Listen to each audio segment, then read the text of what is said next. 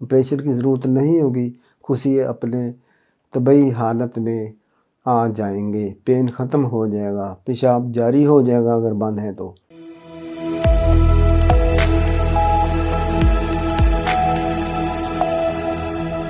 آج جو موضوع ہے یہ فتق کے بارے میں ہے۔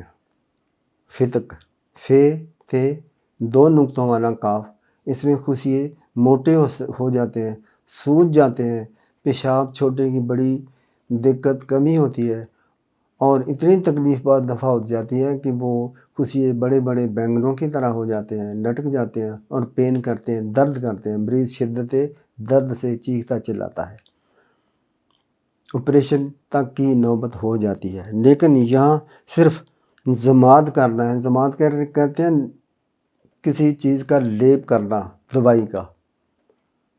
آگے بڑھنے سے پہلے میں یہی بولوں گا کہ سبسکرائب کر لیں، آپ کا میرا دونوں کا بھلا ہوگا، مجھے ثواب پہنچے گا، آپ کو شفا ہوگی۔ فتق کا علاج سستا ہے، یہ بھی بے زر ہے، بے تاج بادشاہ نسخہ پیش کرتا ہوں۔ ہم پنجابی میں کمہار کہتے ہیں۔ جولائی اگست میں جب بارشیں ہوتی ہیں تو یہ زمین سے نکلتے ہیں، بہت سارے اس کے پاؤں ہوتے ہیں، جو کیڑا ہوتا ہے سرخ رنگ کا کیڑا ہوتا ہے، بے شمار اس کے پاؤں ہوتے ہیں۔ جب اس کو چلتے دیکھو تو بڑا مزہ آتا ہے۔ یہ کچھ لے لیں، مثال طور یہ 200 گرام ہے، تو تلوں کا تیل یہ بھی آپ نے 200 گرام لینا ہے۔ خوب رگڑائی کریں، یہ لیپ سا پیسٹ سا لیسی بن جائے گی، خوشیوں پر اس کا لیپ کر دیں، ٹھیک ہے۔ صبح کریں، سارا دن ٹکا رہے، بیشک تھیلی چڑھا لیں، نہ چڑھائیں، مریض لیٹا رہے، اگلے دن پھر کر لیں، اگلے دن پھر کر لیں، زیادہ 3 روز میں، زیادہ سے زیادہ 3 روز ہی لگیں گے، ورنہ زیادہ اگر نہیں اترا پھر 2-3 دن اور کر لیں۔ پریشر کی ضرورت نہیں ہوگی، خوشی اپنے طبعی حالت میں آ جائیں گے، پین ختم ہو جائے گا، پیشاب جاری ہو جائے گا اگر بند ہے تو۔ کتنا اچھا نسخہ دیا ہے، اللہ کریم رحم کرے، ہر کسی کو شفا دے۔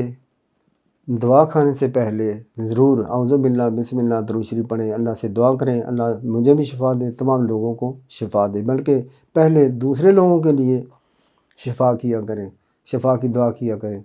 کیوں؟ حدیث قدسی ہے، پہلے بھی میں بتا چکا ہوں، حدیث قدسی وہ ہے جو رب کریم خود فرماتے ہیں کہ جو کسی کے لیے دعا پہلے کرتا ہے تو اللہ کریم فرماتے ہیں مجھے میری عزت اور جلال کی قسم تیری دعا میں پہلے قبول کروں گا۔ کتنی بڑی دعا ہے، کتنا آسان طریقہ ہے خود کو فائدہ پہنچانے کے لیے۔ السلام علیکم ورحمۃ اللہ وبرکاتہ۔